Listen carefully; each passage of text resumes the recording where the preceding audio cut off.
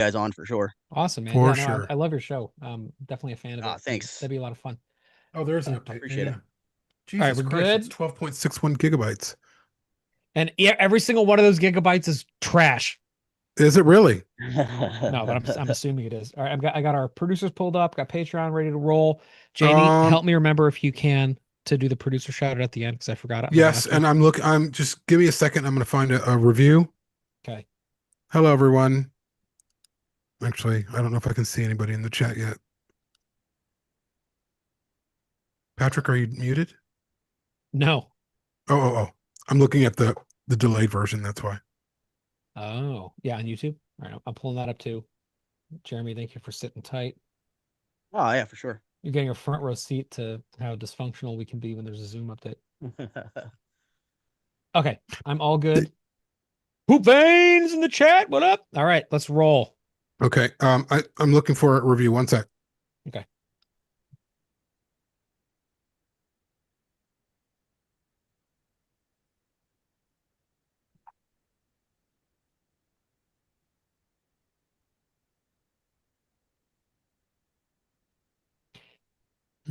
Question. Oh, here we are. Matt Thomas. Does he want to be credited as Matt Thomas or by the other moniker? Do we know? I'm going to say Matt Thomas tonight, but if you're watching and or listening to this, Matt, and you want your nom de plume, let me know. Hang on, I'm just about there. It's like stretchy wait a minute. Ferguson. There is no 2026 review yet. I'll do that one. I'll do stretchy. There's only the one from September. Just scroll back. Oh, wait, I see. No, God damn it. This is like edge of your seat entertainment right now. Where do I go to more reviews? Come on. Oh, I see. Got a stretch McGuffin. Okay, I'm 10 years old. April 4th is the last. That's pretty recent. No, wait. Definitely No. That's not it. Those aren't it.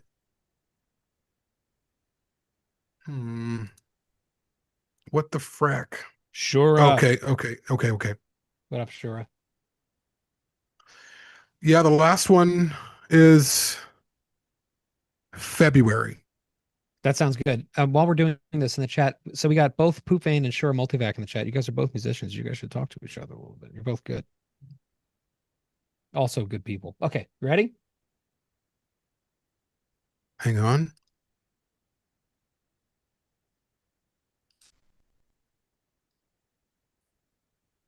Oh shit, I gotta record this too. I'm editing this one. Okay, ready? Almost. I got a request to record. Got POV. it. We recording. We in the house. Let's go. Okay. It's collecting time. Welcome to Perfect Organism, the Alien Saga podcast. I'm your host, Jamie Prater, and I'm joined by my co-host, Patrick Green. And we have a very special guest tonight who's a longtime friend of ours, friend of the show, here for the first time. But before we introduce him, we're going to do some housekeeping. And that includes a review that Jamie's going to read, and it includes shout outs to our beloved patrons, including a new producer who just joined. So I'm just going to go back a couple months. We have Jordan, Christian Sadler, Darren, Travis, Ali Kara, a new producer. Darren is also a producer, and also our friend Stretch McGuffin, who just joined as a producer. We love having you here. If you want to join them, go to perfectorganism.com/support. Or go ahead and search for us on Patreon. We have lots of stuff coming up, including a movie that I have to watch tonight because we're going to do a live Patreon show on it tomorrow. And that movie is Apex, which Dane Hallett did production design for. And Dane is, of course, the longtime friend of the show. I'm excited to watch that. And we're going to talk about it tomorrow. If you want to hear that episode, as well as all the other stuff we got going on, join our Patreon if you would be so kind. And if you want to join the producer tier, you get access to that exclusive chat where the whole team, all of us are in there all the time, but also the rest of the producers are. You guys get to help us collaborate on stuff, come on the show, do all sorts of cool stuff. So we'd love to have you. Yeah, Jamie. And I will take it away. So this is a message. I don't see the name, but it says Big Hicks Energy must be made into a shirt. I think they were listening to a prior episode, and we did make that into a shirt for Alien Day, which dropped on April 26th of last month. Still available. Will always be available. It says must be made into a shirt. Pretty much listen to every episode. I love this franchise and this podcast augments so dang well. Keep up the great work, y'all. And we would love to read more of your reviews on our show. So if you would love to, or if you would like, if you wouldn't mind leaving us a review on Apple Podcasts, it helps our show, it helps us, and we will read those reviews on the next several shows. So please, we're imploring everyone to leave us reviews. We're begging. We're it's begging. disgusting, honestly. We're just begging on our hands and knees. Okay, anyway, our guest has been so patient. So our guest tonight is Jeremy from Epic Film Guys podcast. Jeremy is like I said, a longtime friend. We got to meet in person at New York Comic Con, which was such a trip. Like I was not expecting that for some reason. That was so funny.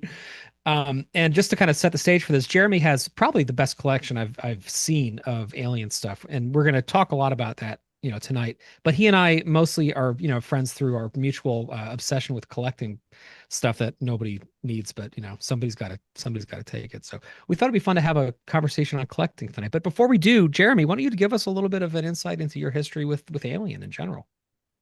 Oh, for sure. Man, I've been obsessed with Alien since I was 8 years old in 1992, which was the perfect time to become an Alien fan because that's obviously when the Kenner Aliens action figure line came out, and that was a huge like hook, line, and sinker for me. But I discovered the movies super out of order. I discovered Aliens first, and then I watched Alien 3, and then later saw Alien. So I kind of, I saw those way out of order, but instantly I was obsessed with Aliens. And when those figures came out, because I did see the movie first.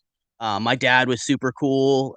Every Friday, we had a mom and pop's video store in my hometown, Montclair Family Video, and my dad would take me, and I'd get to rent 2 to 3 movies every single week. And he was really cool with like letting me rent horror movies and all that good stuff.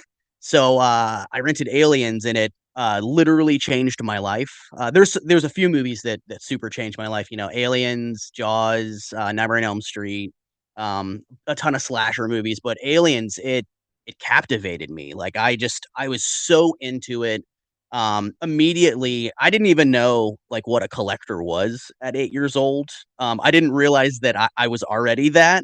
I started collecting the Dark Horse comics immediately, the action figures, and it was very exciting. It all felt super exciting. Me and my some neighborhood friends. Shout out to my childhood friend Tom Brophy. We were both obsessed with Aliens. So I remember a ton of time in his backyard where we were pretending like we were the Space Marines shooting invisible aliens, and just a really magical time, man. So that was definitely my introduction into Aliens. So you mentioned Montclair. Um, Montclair, where? Virginia, Oh, Virginia. okay. Yeah. I So was I'm thinking like, Montclair, California. no, no. See, I'm like 25 minutes from DC. Got it. Um, so yeah, I've lived out here forever. So, And I was but yeah, thinking that's Montclair, New that's Jersey. It's funny. There's a lot of Montclairs. there is, yeah, yeah. I drive Mm, past Montclair, New Jersey when I go to some horror conventions out that way. nice. But So yeah, that you said that your first film was Aliens. What's your yep. favorite of the saga? Do you have one? And it's okay if you don't. Yeah, and it's changed. Aliens was the thing that brought me into the franchise and loving it. But Alien is a film that was not my favorite when I was a kid because it's a slow burn movie. And as a kid, I'm just like, where's the alien? When are we getting the alien? When is that happening? Because like I said, I watched them out of order. So Aliens being such, an action adventure, pulse pounding movie, Alien is not that, but later in life, Alien has absolutely become my favorite in the franchise for sure. And much like you guys, I love Alien 3. I'm obsessed with Alien 3. So I'm glad that that's finally catching its moment in the sun right now. And you've got some amazing Alien 3 stuff that I hope we get to talk about. But before we do get into all this, you have one thing in your collection that you mentioned earlier and showed a little video of that I've been trying to wrap my head around, and I kind of would love to get the story of it. So you have an arcade cabinet that you had Hmm. Sigourney Weaver sign in New York. How did Yeah. how did you do that? How did you like carry that around? Like what's the deal with that? Oh man. So it comes off the top portion, the topper of the arcade game. So it's the Aliens Extermination arcade cabinet. It's the dual shooter game.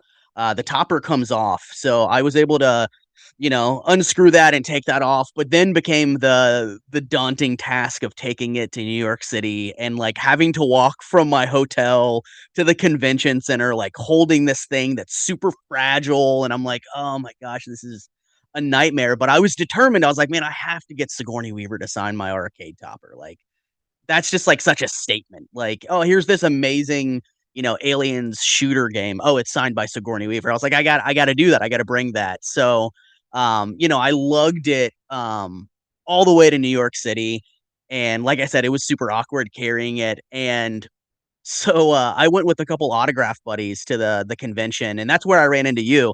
I think you were maybe like walking out or like stepping out for a second, and I was going in, and I was like, oh, that's Patrick from Perfect Organism. So I walked up and introduced myself and geeked out because I love your guys' show. I've been an avid listener for years, man. So I was But like, oh you man, weren't there's carrying there's it at that point.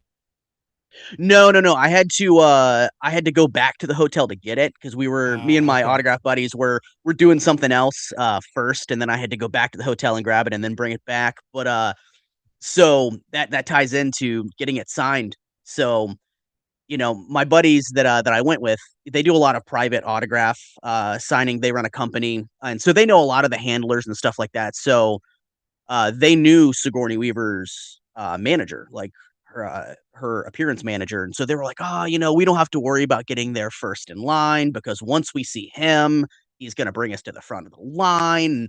So I said, "All right, cool." I was just along for the ride, and I was like, "Well, that sounds great." So we showed up late, and by late, I mean like we were literally within the last 20 people in her line on the first day of her signing, which was a mistake. Because as it was getting closer, we were getting closer to Sigourney. All of a sudden, her guy finally came out. He never came out the whole time we were in the line. So I was like, all right, I guess us being brought to the front of the line, I guess that's not happening.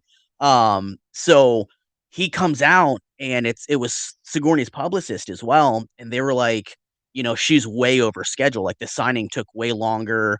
You know, we have to start cutting it off. So they actually started looking at everybody's passes, and they were like, anybody that has a 3-day pass, or a 2-day pass, whatever, is going to have to come back tomorrow. And thankfully, I had the Friday only. So I was like, look, I have Friday only. And they were like, okay, no, you're good. And then when I was like maybe two people from getting her, they were like, she's only going to sign one each now. And I'm like, paid for two. And they were like, yeah, I'm sorry, but she's just over her time. Like, you'll have to come back tomorrow. And I'm like, I'm not gonna be here tomorrow. And they were just like, yeah, I'm sorry, you'll have to have New York Comic Con refund you one of the autographs. And I was like, well, that also sounds like a nightmare. So I'm pretty quick on my feet. So by the time that I got up to her, I put my two things down, and it was like a very much a production assembly line. There were like two ladies, and then you got to Sigourney, and the first lady was cool. She didn't care that I had two items, and the second lady was like, no, you have to choose one. And I was like, the other item is for my wife, and she's in the bathroom right now. And she was like, she didn't know what to say to that. She was like, oh, okay, Sigourney didn't care, but they were just trying to wrap it up as quickly as possible to get Sigourney out of there. So, I get the arcade topper in front of her, and she signs it beautifully, and it came out perfect. And she's been pretty impressed with it. She took a moment to kind of take it in. She was like, is this from an arcade? And I was like, yeah. And she was like, you have that in your house? And I was like, oh, aliens is my life. And she was like, okay, well, I don't want to mess this up then. How do you want it signed? So she was super, super cool. It was a great experience. That is awesome. So awesome. Yeah. I can't even imagine. And we Thanks. haven't, of course, we have not had her on our show yet, but we know people who have met her and who have hung out with her. So yeah, that's We're getting awesome. closer. Congratulations. We're getting Yes, close. we We're are. circling that. It's it's gonna happen. It's gonna happen. I can feel it. Adam, who used to be on the show, brought his flamethrower to have her sign that day, and he was very much. He was It's like, awesome. "Is she gonna think it's weird?" And I was like, "No, she's gonna think it's fucking awesome." And sure enough, she did think it was awesome, and she signed it. That's Um, awesome. Jamie, I want to hear a little bit because Jamie's been to my house many times. He knows, I hoard a lot of alien stuff. You have Just a some cool tiny stuff collection. too, and I'm wondering, like, what was your first collection item for your collection from the Alien series? We don't really talk about Honestly, this.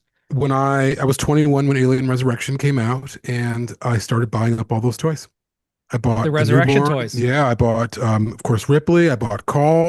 You get the Aqua Alien. And no, I didn't buy that I shit. fucking love the Aqua Alien's so cool. um, It's yeah, rad. none of that other stuff. I had friends who had the Kenner aliens, and I remember looking at them thinking, okay, I know what this is. This is strange, but I don't like it because I'm a purist. But I didn't really start collecting. I mean, I don't consider myself a collector, but I have a collection, you know. And that was a question I wanted to ask Jeremy as well, in terms of like, when was the transformation of you like, yeah, I have some stuff? Because that's what I feel like. I have some stuff. Yeah.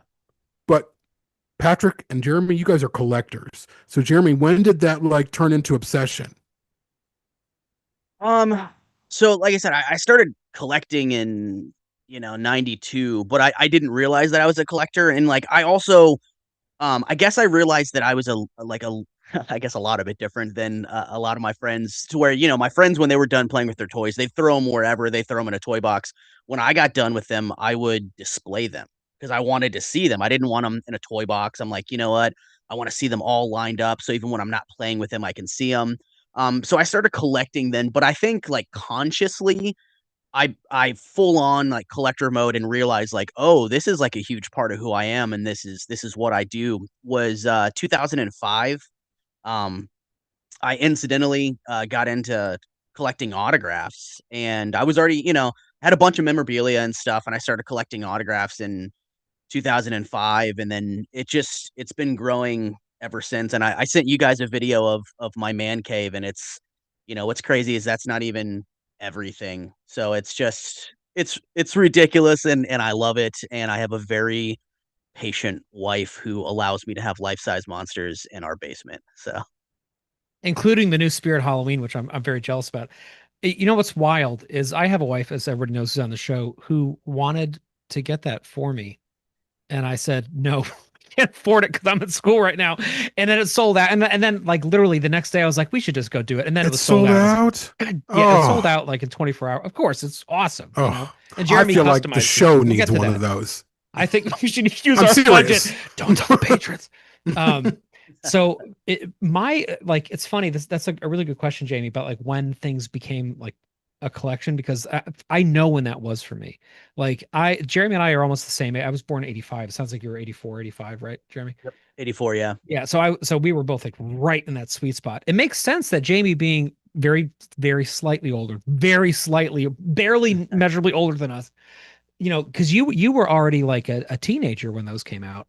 So like it was very different. But for Jeremy and I, being like a little kid on the playground with Power Ranger toys, and then all of a sudden there are these toys that are just like 600 times cooler than those, and then there's a movie about them, and then it's like, oh my god, then this, and like all my friends and I, we would trade like the face huggers that came, the finger face huggers and stuff, and like all of a sudden, like I kind of was starting like a child collection a little bit, because then I noticed that there were repaints, that like the KB Toys ones were different from the Toys R Us ones, and like I had an aunt that lived near KB Toys, and so she would get me like a different color for the Gorilla Alien, and then it became this kind of thing where I was like, okay, I got a bunch of variants of these toys that I really like.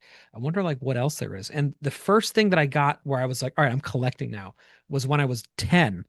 There was an ABC tag sale around the side. It's come to my attention, by the way, that not everybody calls them tag sales. I don't know. I think that's a Connecticut thing, right? What Must do you, be. I've never heard of that term yeah, before. see, I didn't Mm. know this until like recent. What do you guys call it? So when somebody's putting stuff out on the lawn from the Yard garage, sale. A yard yard sale, sale. Yeah. yard You sale. never heard yard sale? Yeah. I mean, Mm. kind of. But what do Tag sale. Wow. yeah, we only say tag You sale. live in England, but not New England? Yeah. Jeremy, what do you guys say in the DC area? Yeah, garage sale, yard sale. Yeah. See, all right, so this garage yard, tag, we let us know in the comments in YouTube what you guys call it. I actually mean Patrick's a that. fucking I'm freak. I've curious. never. we are freaks. But so there was a tag yard garage sale around the corner from us. It was like a fundraiser, and my parents took me, and there was a first edition copy of Alan Dean Foster's Alien novelization. And I was, for one thing, I was like, there's books about this too. And I remember being like, all right, I'm gonna get that with my allowance money. And it was $6. I remember exactly how much it was. And I took it home, and I was like, this is too cool to like put away somewhere, like in a bookshelf. Like I want to show people when they come over. And so I asked my parents for like a little shelf in my room. And on the shelf, I put my Kenner toys, which I had by that point a lot already, and this book in the middle of them. And so anytime anybody came by the house, the first thing I would do is show them my Alien shelf. And it became this like point of pride for me. And then, of course, eBay came about like not that long after that. In the very early days of eBay, it was like the Wild West, where like there was no like there was no provenance for anything. You could sell whatever you wanted. Nobody was going to look into it. And the first thing I like bought was like screen used shell casings from Aliens, which are very much not. They're just like NATO rounds that somebody was selling. But I thought they were actual screen used shell casings. So I put those next to the book. And then I was like, all right, every time I get allowance money, I'm going to buy an Alien thing. Something people might not like know or remember about me is I sing professionally, and I started this when I was 7. I was in a boys choir when I was 7, so I was getting paid a salary at that point. And so I spent half of it on the homeless, on the unhoused population of New Haven. I'm not even kidding. That was like, I was like, I'm gonna feed them with like, I'm gonna make sandwiches and like donate to the pantry for my church. And then the other half, my parents were like, you could do whatever you want with it. And I was like, then I'm gonna fucking buy as much Alien stuff as I can. And that's how it became. So for those years, I was like banking all this, extra money and buying Alien stuff. And when we got our first condo, like when we first bought our first place, which Jamie actually never made it to, which is crazy to me No, was that because in Lincoln? yeah, it Didn't you was guys live in in Lincoln? Boston. Yeah, basically the Yeah. size of Boston. That was the first time we had space for me to like do all of my stuff in one place, and it was basically like a wet bar, so it was like a little room, and I put all my stuff in this like little room, and it was like literally to the ceiling, and I could only display like a quarter of it, but I was like, all right, this is my Alien room now. And then when we bought our house that we're in now, I have a studio up here, and I was able to actually spread it out for the first time, and that was when I was like, it kind of hit me like how long some of this stuff has been. Like Jeremy, I know you were talking about like those Dark Horse comics, and I know you had Newt's Tale Mhm. on the wall. Yeah, I yeah. have all my original ones framed also because to me, like those things come with me, like throughout my life. And when there's like a totemic quality to it. Like when I touch that Alan Dean Foster book, in that moment, like I'm 8 again or 10 again, however old I was again. I feel like it's like this very direct physical way to re-engage with this thing and make it more real. You know what I mean? Absolutely. I will say this in terms of collecting. So when I was, I mean, I've been an artist all of my life, and when I was younger, I like to create things. So I built this maybe 3 foot, 3 feet. Is that 3 feet? 3 foot tall alien, big chap with paper mache, and I use uh super glue and like hot wax and all that. And a friend, I would build this. I was making this at my dad's work. And one of my dad's coworkers was helping me. His name was James Smith. That thing looked so fucking good. I sold it for $100 with an ad in a newspaper in Chicago. And some guy came over to the building that I was living in, and he looked at it and he said, "Here's $100." It's And I amazing. was 15. You Yeah, so also made a Bruce the Shark from Jaws when you were that age, I right? did. Yeah. I also Well, made where's like that, the runner. Jamie? I know that I sold that too. You sold that shit too. I also made a runner and Ripley and the runner next to Ripley's face. Like I don't know what scale, but like yeah, I was crazy. I was making all sorts of things, and they And look yet, pretty and good. yet, they're not in my house right now. They're So, not in your house. yeah. Well, with me moving, there I might be just some things in your house, Patrick. Yeah, there we go. All right. But yeah, but you know what I mean? There's that kind of totemic quality. So like Jeremy, when you were showing us your cave, which is really more of a palace, I really got a sense of that. Like it's almost like the collection becomes the externalization of your internal fandom, right? Oh, for sure, for sure. I mean, this, down here is my happy place. It's all the stuff that I grew up loving that I still am so in love with, and it's just, I can come down here on good days, bad days, whatever, and just basically look at this stuff, and it just brings me back to, being 8 years old or whatever years old I was, depending on which movie stuff I'm looking at, and it just makes me happy, man. It's just a little piece of the fandom that I love so much. So I want you to talk a little bit about some of your screen used stuff because you've got, Yeah, yeah, yeah. I mean, you this is something that is a very much a differentiator with you and I is the closest thing I have to that is like those fake shell casings. You have like legitimate stuff. How do you give us like a couple of stories about how you came across those and like what it takes to sort of procure stuff like that? Yeah, for sure. This stuff's out there. It's just a matter of finding it And, sometimes, you know, the biggest part is the thrill is in the hunt, right? Like, every now and then I'll get, a wild hair where I'm like, I love Dylan from Alien 3 so much. I'm like, his costume, someone owns it. Like, I've Googled it. I see that Prop Store sold it. Who owns it? Like, oh man, wouldn't it be so rad to own Dylan's costume from Alien 3? I love the Fury 161, the red patch on his arm, and just his costume was always so cool to me. So, basically I started doing my investigation, trying to find, okay, who has this thing? And the great thing about collectors is that sometimes we like to show these things off on social media, right? In the different platforms, whether it's prop groups, memorabilia groups, whatever. So I went on Facebook and just typed in Alien 3 screen used or Alien 3 Dylan costume, and man, I started just going through stuff, and then eventually I landed on a guy, super, super sweet, nice guy named Colin from the UK, and he had a picture of Dylan's costume on a mannequin, so I was like, "Man." So I reached out to him and was just like, "Hey, do you hopefully this isn't weird, but do you still own the Dylan costume from Alien 3?" And he was like, "Yeah, I do. It's actually kinda packed up away in a box right now. I don't even have it on display anymore."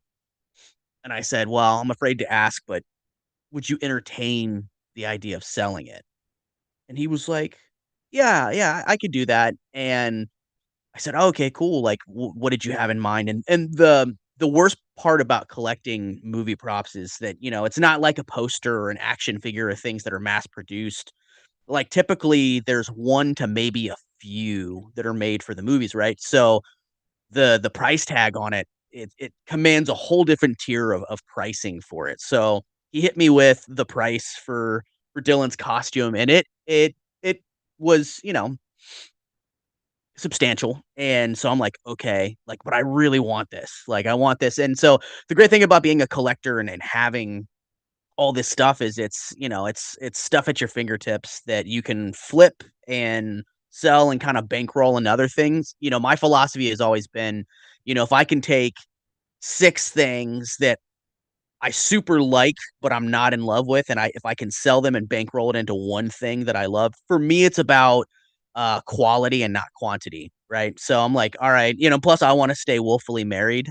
So it's just not a point where I can be like, hey, I'm gonna spend this kind of money. My wife would be like, No, absolutely not." So, that's the good thing about having a big collection is you can, take things and sell them and reinvest it, and that's basically what I did with the Dylan costume. I sold a bunch of stuff and bankrolled it, and then it got here, and then, the worst part I think about it was, obviously it came from the UK, and the day before it was delivered after paying that money, the shipping service was like, "Oh, hey, you have another $300 in tariffs you have to pay if you want us to deliver this thing." I'm like, "Of course I do."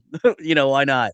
So, anyway, that's how I locked that one down, and, through there's a lot of, prestigious, verified prop, websites like, Prop Store and, a bunch of other, places that you can kinda go and find stuff, but for me, it's always been kind of the thrill is in the hunt, that's the most exciting thing is, like, I know it's out there, and I'm gonna put my detective skills, into motion and try to lock some of these things down. Like, I got, my, original production used, Alien script from the first film. So it wasn't like cast and crew production used, but it was an internal script from Fox that they used internally during that time that the movie was made.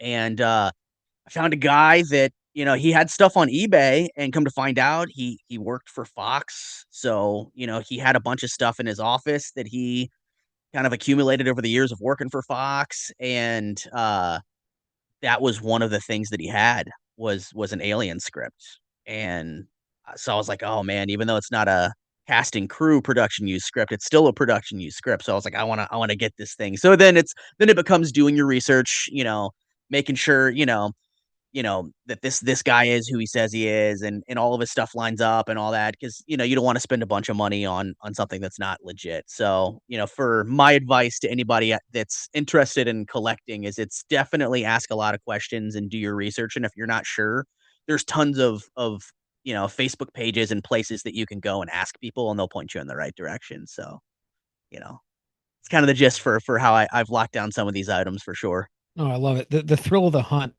to me is like such a big part of it. Like this idea of you Oh, see big time. something once and like it's there somewhere, and it's not in Bob Mhm. Burns's house. Recipes. Yeah. It's like it's floating out there somewhere, and it's just a matter of like finding somebody who might know somebody who might be able to put you in touch with it. And for me, the big one has always been Operation Aliens, which I know is a big thing for you too. Big I time. like when I was a kid, obviously the Kenner toys were a big deal. And then learning kind of gradually like how much that license was used, even though it was only for like 2 years, so much was produced, especially in the UK for it, but it was not like an impossible amount. And there's collectors websites that have everything cataloged, which is useful because then you can kind of, see kind of list like what you're missing. And so I was like, all right, I'm never gonna have everything that was ever made for these franchises. Obviously, nobody can do that. But like I could get everything that Operation Aliens was used for because that's a license that was used like 42 times. So I was like, all right, I'm just gonna set a bunch of alerts out. I'm gonna like talk to people in the UK, friends of mine, be like, hey, did you ever like see these, somewhere? And so I have almost all of it. But the one, and I think I told you about this, my white whale, which you better not buy. And if you do, I'm gonna come and I'm gonna ask if I could buy it from you, is this freaking Operation Aliens fanny pack. This thing was like it popped up for like one afternoon one time, and I bid a disgusting amount of money on it.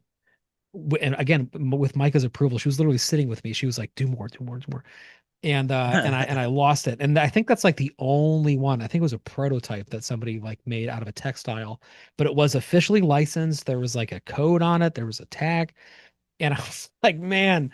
This one, and it's funny because to most of the world, like nobody gives two shits. Like that thermos that I have, or like the lunchbox set, right? Like Oh those man. things, like to a stranger, they're like, that's like one of the most valuable things in your collection. I'm like, you have no idea.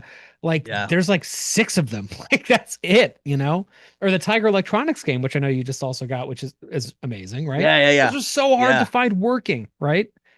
Yeah. Yeah. I was after the Tiger game.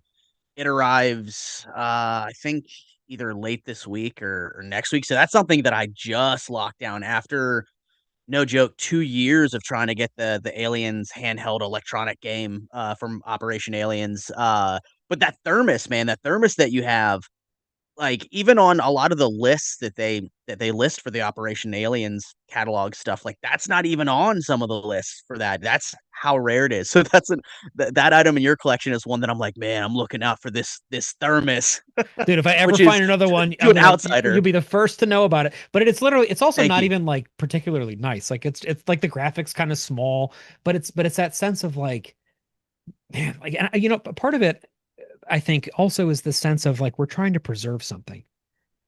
Jamie and I, of course, have a Blade Runner show as well, which everybody should listen to. It's still alive, even though we don't do as many episodes as we used to because there's nothing coming It's out for a lagging. long time. The But show's like, coming though, so there you go. yeah, I Yeah, mean, at maybe. some point, like, who knows? It's supposedly finished, but like, it's very quiet. But that being said, like with Blade Runner, Jamie, I was actually just had lunch with a friend today, and we were kind of talking about this. I feel like we have, in some ways, been kind of custodians of it in terms of keeping it alive. Not like the world's gonna forget about Blade Runner if we don't talk about Hmm. it, but for some fans, like we are like part of a kind of linkage for them, and all of the history that we've been able to document and the interviews and things like that. Like that show has become a way of helping Blade Runner to stay in consciousness in ways that maybe it would have not been. And I feel like Alien, like it's not like Alien needs our help, obviously. Like it's an enormous, enormous franchise, but the physical artifacts of it, especially in your case, Jeremy, with props, but also just with the toys and the licenses, like these are things that are in the grand scheme of humanity, they're ephemera, right? Like this is just stuff that meant something to somebody at one point and will probably end up in a landfill if nobody does something about it. But like the three of us and so many of the people in the chat right now and listening to this, like we are the people keeping that from happening because we are finding it and we are saying this actually does have value, and it has value that is not being in a box somewhere at the bottom of an attic or something. It's on display. It's like something when people come over to this day, the first place I take them, is my alien room. Like it was that shelf when I was a kid, and now it's the room. And every time I do, they're like, "Wow, you're a freak." And I'm like, "Yeah, I realize that, but like, but there's a thermos that's worth like hundreds of dollars." Anyway, my point being, I think part of collecting is keeping things alive. Oh, big time. Yeah. That's, I have one of my brother-in-law, when he tells people about me, he's like, he doesn't describe me how most people would have, like, oh, like he's really into horror and aliens and all this stuff. He's like, he preserves film. Like he's a walking encyclopedia of it. He lives it, he breathes it. His basement is a museum of it. You know what I mean? Like, and that's kind of how I look at it. Like I love this stuff so much that it just feels like a time capsule. And like you said, it's just keeping it alive and furthering the legacy of these things that we love so much. And to that point, collecting alien isn't like this niche thing. There's a whole group on Facebook called Alien Collectors that I've posted in before. This is a serious thing that people do. Whether and on top of that, you have people creating replicas and getting things to look screen accurate. It's the alien fandom is absolutely enormous. It really is. And I think Aliens is to thank for that in part because it's everybody's favorite film. But yeah, I as interesting as collecting is to me, again, for the show and for fandom, it is not something that's like, oh yeah, there's just one collector. I mean, I think is his name Bob Burns. May he rest in peace. Just recently passed away. Probably the biggest collector of screen used yeah, props and set pieces and creatures and all sorts of things. I mean, he has basement and then storage units full of things that 20th Century Fox at the time discarded.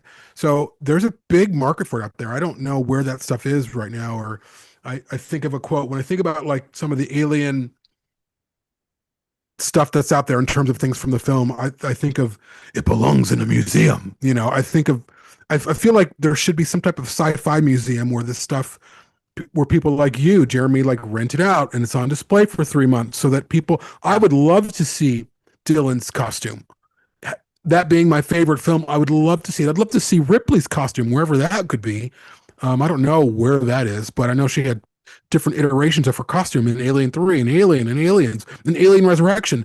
As an iconic character, even the Ripley 8 version, those should be on display somewhere so that the world can know how impactful they were, not just as art pieces and costume pieces, but as what they represented as a character and Sigourney Weaver's Ripley doing something women weren't doing back then. But yeah, and those films were really unique and continue to be really unique. Absolutely. Speaking of like fandom being kind of huge and not knowing what else is out there until you encounter it, something that always comes up on the show when we have people on or when we kind of talk about it is the sense that until we all found each other, we kind of assumed we were like the only person Mhm. that was this obsessed with these movies, you know what I mean? And then how life has this kind of become this constant, especially in the positions that, we're in and you also, with your show, Jeremy, like constantly meeting people who have the same love, who have even more of this stuff, who have even like a greater fascination with it than we do. And the sense of like, it's just incredible, like how much this touches people.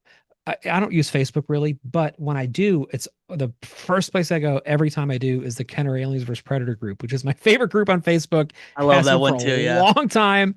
Yeah, it's incredible. And I as somebody who fancies myself like a pretty good Kenner aficionado, like I said, I have all the figures, all the repaints, I have all the vehicles, I have multiple box versions of everything. I have a shitload of Kenner stuff. I own nothing compared to these people, like to Philip Larchik and Willie Goldman, these people who have just the craziest amount of like prototypes and one-off and misprints, people literally who've written books on these things in there. And so again, it's this, and it's such a wonderful sense of like, I guess what I'm trying to say is I keep thinking I've kind of like seen it all. And the reality is I haven't even scratched the surface of it. You know what I mean? And collecting, I Yeah. think bonding over this is it's such a great shorthand to be like, oh, did you know this existed? No, well, let me tell you about it.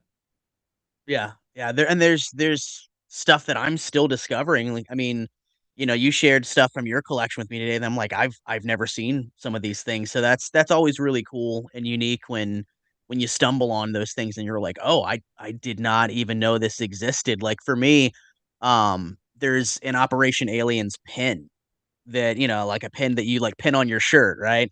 Um, I and got that. I was I very didn't. excited. That's really hard to find. Yeah, yeah, yeah. I got one too off of Facebook Marketplace for $6. Like I could Ha! not, That's so I could cheap. I could not, but it was in like a lot of like promo buttons.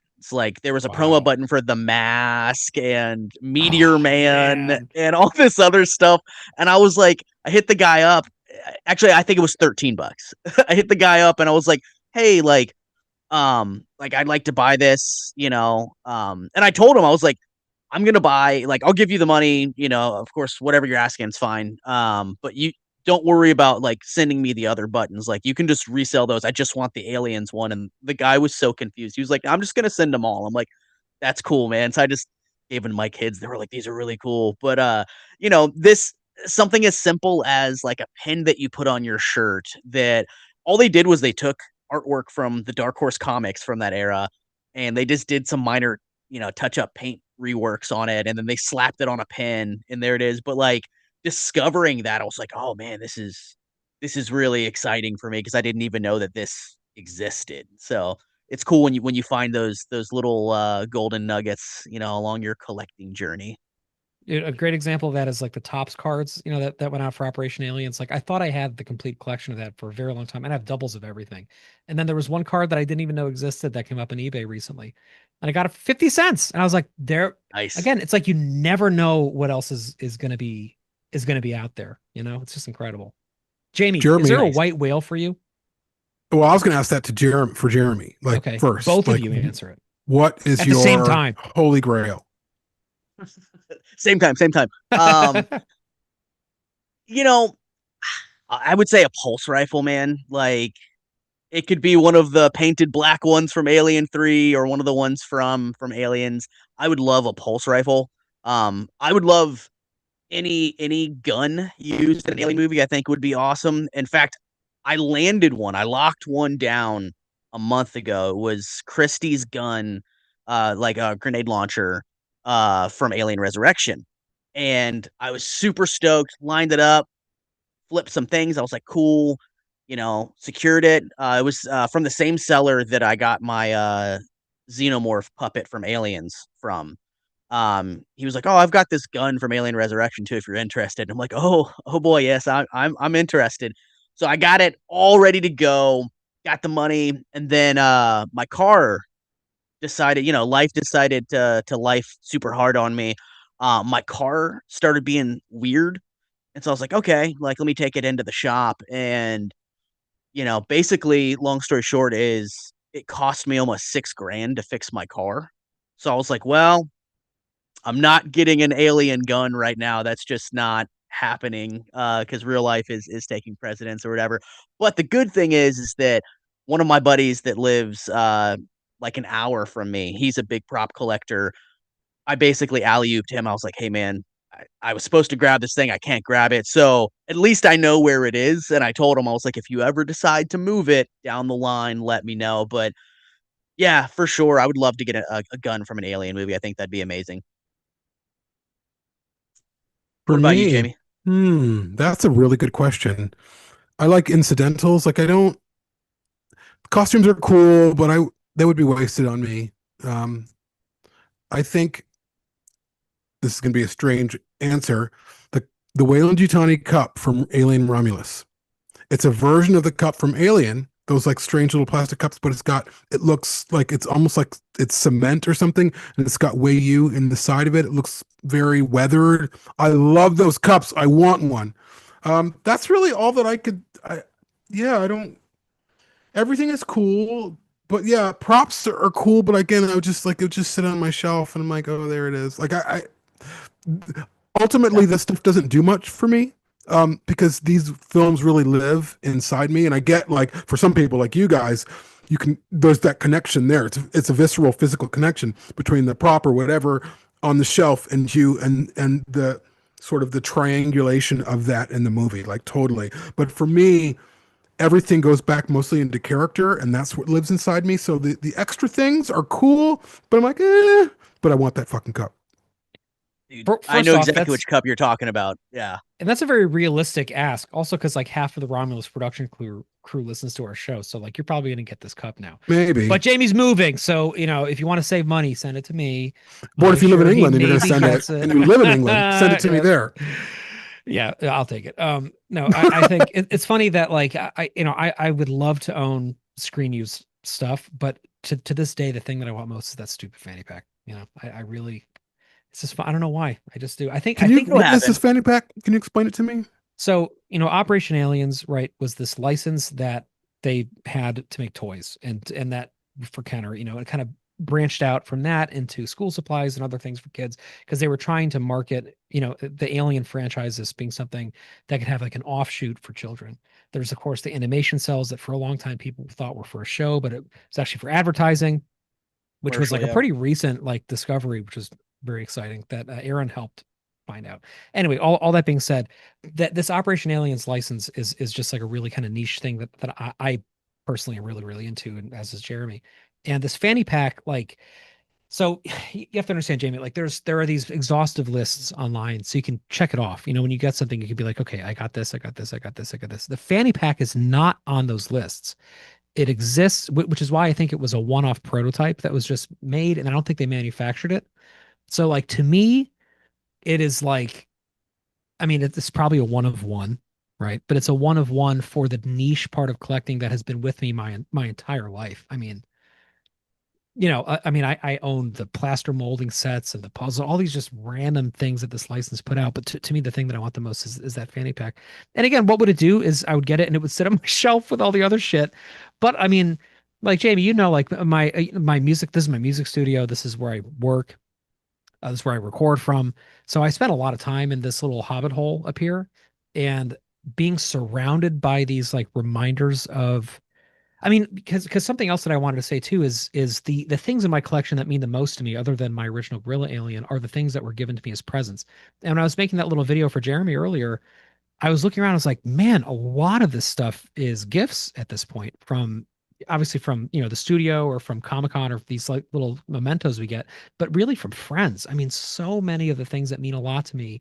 Like right now I'm looking at this collectible that my great friend Mike Dennis, who's been on before, gave me. He was the security guard at my old building when I was at the nonprofit, and we became really good friends and we still are to this day. And for Christmas one year, he got me an alien thing, and it's sitting like right next to me. And right behind it is a card that Andy made for me on her machine. And right next to that is a pin that Christian made. So it's like I look around and I see all these little things, and every single one of those is a reminder. Like Jamie, when you gave me that scorpion alien, I have him in a special spot right behind me because that's one that I did not buy as a kid. That was one that one of the best friends I've ever had gave me in person at one of my favorite, memories ever, which was the first time I got to go to Comic-Con. So it's like all these little things. I mean, just the other night we were recording and I was showing off the Denton morph from when we made a film. Like that is a prized part of my possession. That is something that a friend made for a piece of art that we made together, What did you call it? That's what he calls it, the Denton morph. Denton morph. Why is it? Yeah, Oh, because of oh, oh, Joe. oh. Yeah, Yeah. yeah. No, there's literally a plaque on it that said the Denton James morph. Denton. Yes. Yeah, yeah, yeah. The And Denton so morph. yeah. So it's like I think part of what I love about this so much is all these connections, and like Jeremy, you're talking about like these friends that you've made who are able to like source things for you. Like I have the same thing. Like I have people who know the kind of random shit that I'm into, and they send me these things. A great example of this is a guy who's coming on right after you actually on this show, Jason from Cryptocurium, who everybody, if you're not already a fan of the Cryptocurium, you need to be. Follow him on Instagram.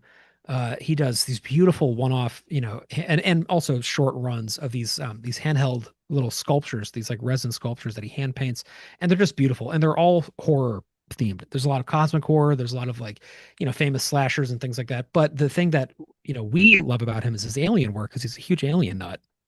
And every year he does these new versions of it, and so I'm looking, behind here, I have a chest burster. I have a gorilla alien that I had to make, it's just what I'm trying to say is like these things all, they're not just things on a shelf is what I'm trying to say, like every time I look at one, I'm like transported to like that interaction that I had with that person at that point in my life.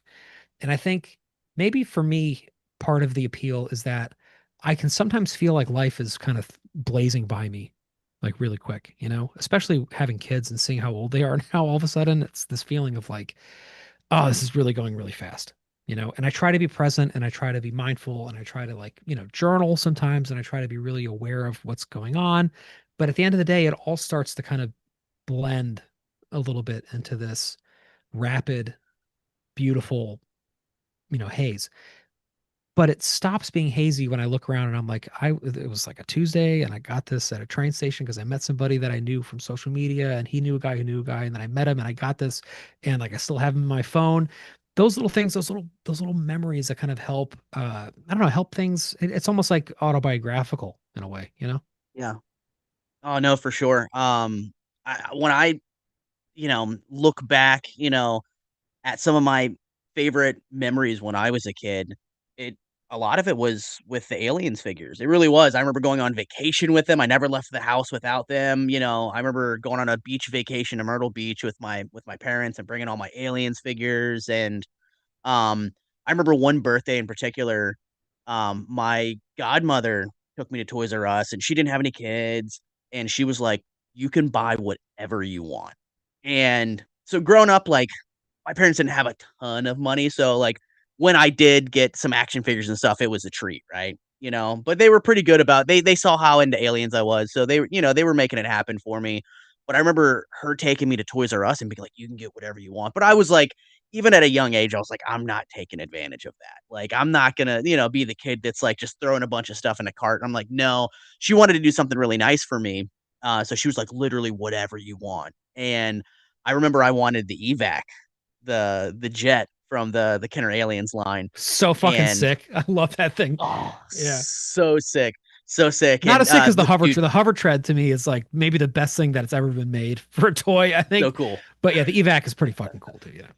So I remember, like, I wanted that so bad, and I was like, "Man, I'm not gonna have, my godmother buy me this thing. It's expensive, whatever." But, like, I guess she saw that I looked at it several times, and she was like, "Do you want that?" And I was like, "No, no, it's okay." And she picked it up off the shelf, and she put it in the cart. She was like, "Well, doesn't matter. I'm buying it for you." She was like, "You don't have it, right?" And I was like, "No." She was like, "Yeah, alright, it's coming home with you." Hell And she was like, yeah. "What else?" She was like, "What else do you want?" And I was like, of course, I'm like, I don't want to take advantage or whatever. But she bought me, a bunch of Kenner Alien stuff. And I just look back on that. I'm like, man, that was like such a huge day for me. And like, you know, now being 41 years old and looking at, I have all of those figures still, loose and in package. And I look at them and it not only do I kind of look at it like art, but like and something seminal from my childhood, but it's a happy place, man, to where, brings you back to a time before you had to pay bills and real life stuff and, looking at this stuff it just still brings me happiness. I don't know. I want to go ahead and read some comments from our YouTube chat over here. I asked people to kind of tell me what their favorite collections items are, and we have a bunch of answers. So Eric says, as of right now, it's the Hot Toys Scorched Xeno because it's so sick. That's sick as hell.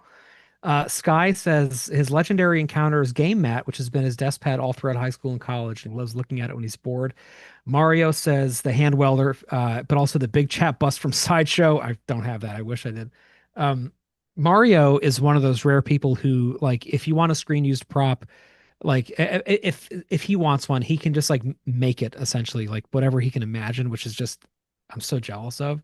But Lucky. he also owns a lot of amazing stuff too. But yeah, follow Wired Workshop if you don't already. People, Mario, of course, is a member of our team. But if you want to see like incredible screen accurate things, he's always making stuff. Anybody else in here? Let's see. What do we got? What do we got? Sure, a multivac says he made some homemade alien T-shirts, and every time he wears it out in the street, people stop and chat about it. That's another thing too. Is like what always happens is is people come over and they see stuff and they're like, oh, like I remember that. Oh, that's so cool. I'm sure like you guys do the same thing too. I'm almost always wearing an alien themed shirt just because I just have so many of them at this point. The amount of times I have gotten into conversations with people about alien as a result of that is like it's extraordinary. You Yeah. know, just kind of being out in the world as an alien fan, like openly. Yeah. That's why I love going to conventions, man, is because you could be standing in an autograph line and, meet somebody that you would have never met otherwise. I mean, one of my best friends on this planet, Josh Sapp, we were both in line to meet Joe Dante, the director of Gremlins. And, he lives in West Virginia, I live in Virginia, and we would have never intersected. We would have never met. We didn't know any mutual friends. And we were in line together, like I said, to meet Joe Dante. And then we just started talking and just started nerding and like just started riffing.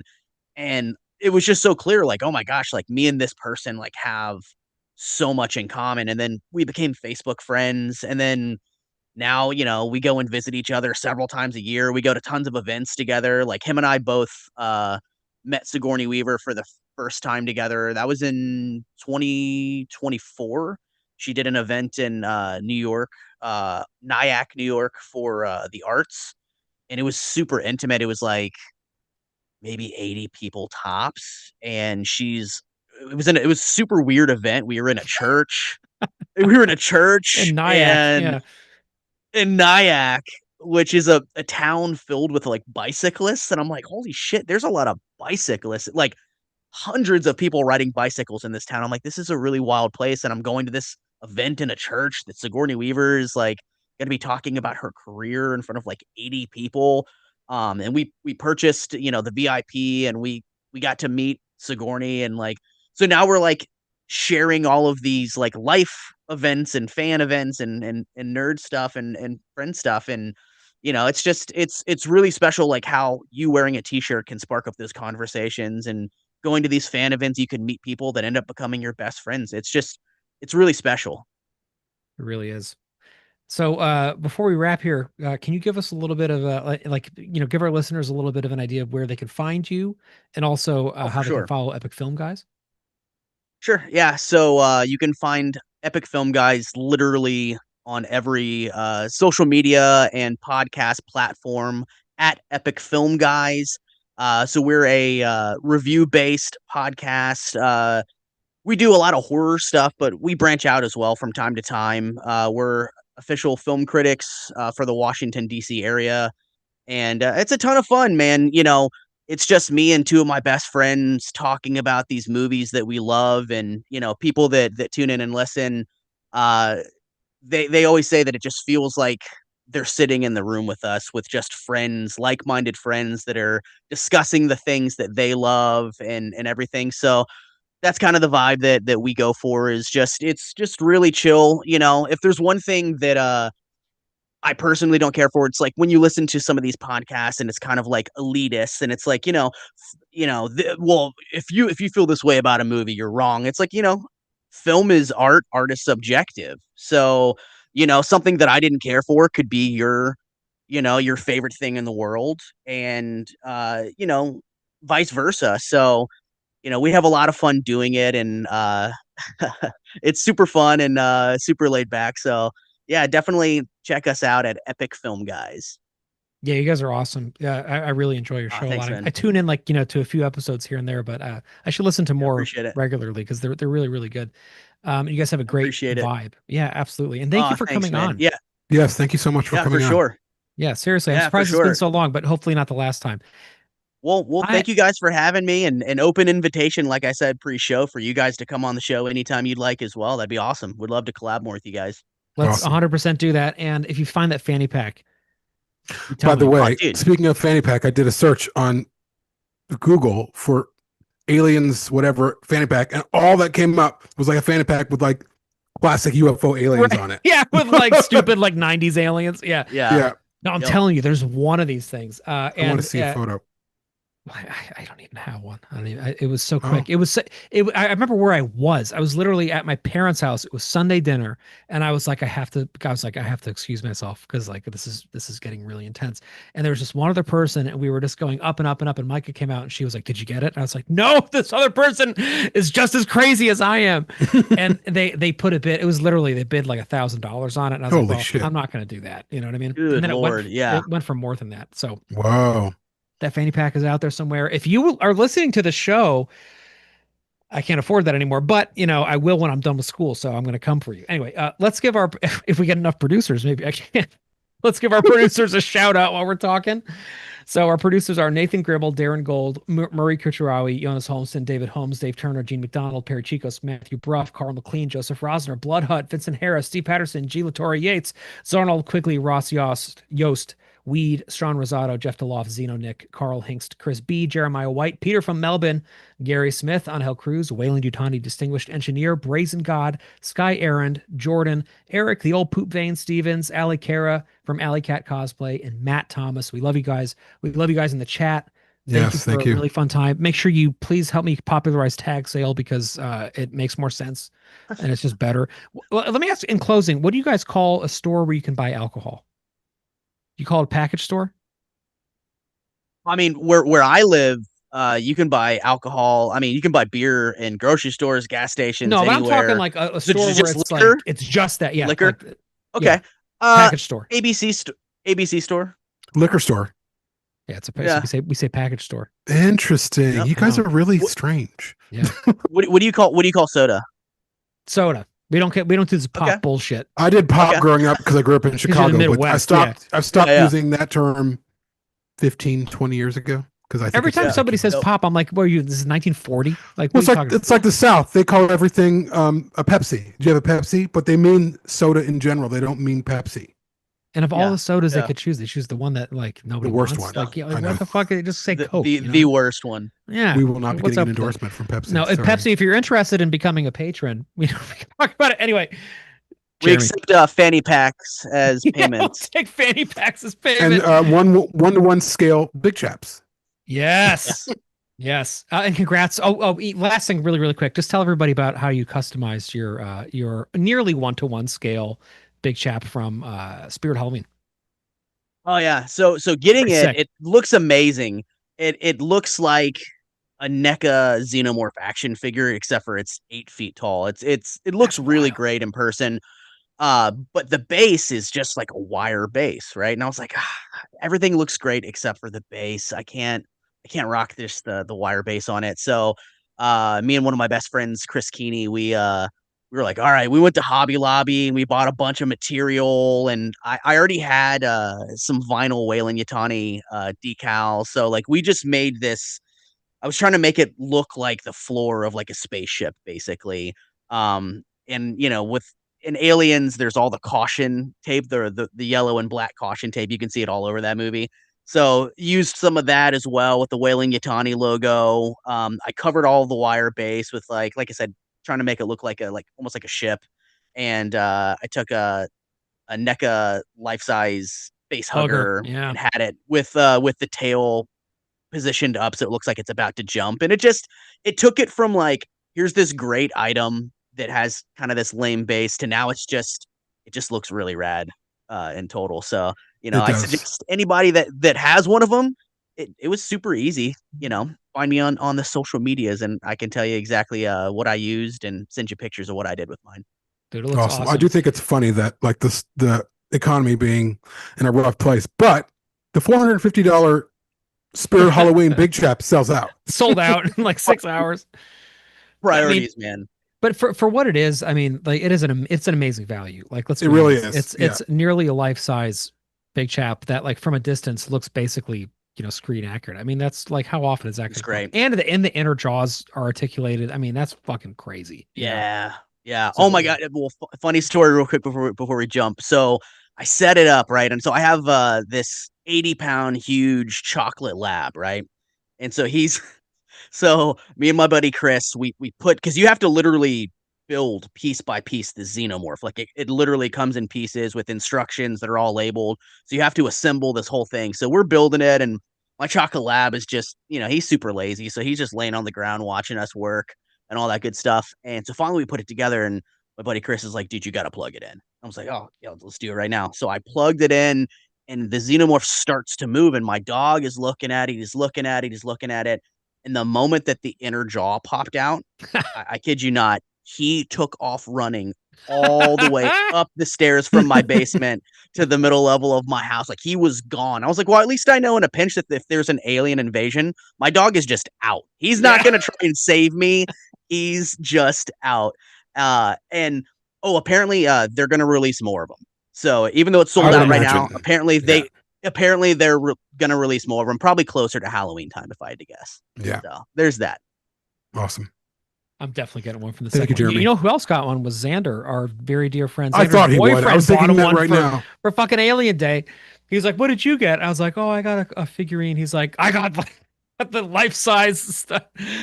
Alien. Xander's been wanting I'm one not for a long jealous, time, Xander. or some type of costume thing, so it's perfect. Yeah, it is Now we just perfect. need to Nice. hey Xander, bring that thing out so we can shoot a movie. Yeah. Nice. Jeremy, thank you so much for being here, man. It's Yes, so nice thank seeing you. you again. It's a Thank you pleasure. guys. I appreciate it. Check Yeah, out thank you Epic so Film, much. guys.